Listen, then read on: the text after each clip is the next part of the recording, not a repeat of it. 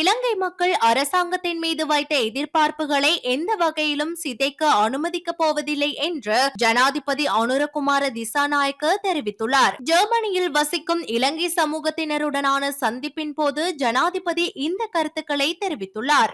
Zuzi, the clothing store. முழு குடும்பத்தினருக்கும் தேவையான அனைத்து ஆடை அணிகலன்களையும் ஒரே இடத்தில் கொள்வனவு செய்யுங்கள். அனைவருக்கும் ட்ரெண்டிங்கான எக்ஸ்க்ளூசிவ் கலெக்ஷன்ஸ் எங்களிடம். கொட்டஹென, ஹேட்டன் மற்றும் வில்லபத்தை புதிய கிளையில். சந்தோஷமான தருணங்களை ஜூசியுடன் கொண்டாடுங்கள். මං හිතන ලංකාවේ පළමු වතාවට මේ තීව්‍ර දේශපාලන බෙදීම අද ගොඩනැගෙමින් තියෙනවා. ඉතිහාසයේ බොහෝ රාජ්‍යයන් මේ අභියෝගයන්ට මුහුණ දුන්නා. ප්‍රගතිශීලී යහපත් දේශපාලන ආර්ථික කාර්යයක් ඉදිරියට ගෙන යනකොට අනිත් සතුරු කණ්ඩායම තමන් අතර තියෙන පසමිතුරුකම් පස්සේ කළා. එකිනෙකා අතර තියෙන ප්‍රතිවිරුද්ධයන් පස්සේ කළා. එකට එකතු වෙනවා.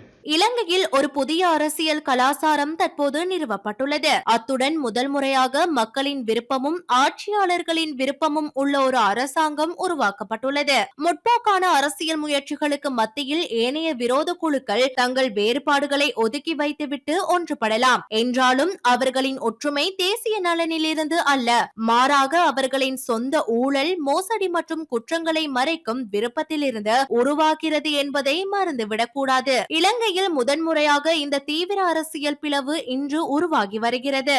දකින්න නැති මාධ්‍ය සාකච්ඡාවක් නේද? සජ්ජබින් 37 අත්නායක පොට්ටුවෙන් එහි ලේකම්වරයා UNPන් තලතා තව හිටිය කවුරුවත් සජ්ජබින් 37 අත්නායක නේද? අතර දිනක් හිටියා. දැන් මේ කට්ටිය ඔක්කොම එකතු වෙලා හිතන්න. හරි. ඒ කියන්නේ UNP පොට්ටුව නේද? ඔක්කොම එක කඳවුරකට එනව නේද? හැබැයි මෙච්චර කාලයක් වෙන්නේ මොකද්ද අපිට? ඒගොල්ලෝ කඳවුරු දෙකක්, බිදුණු දෙකක්.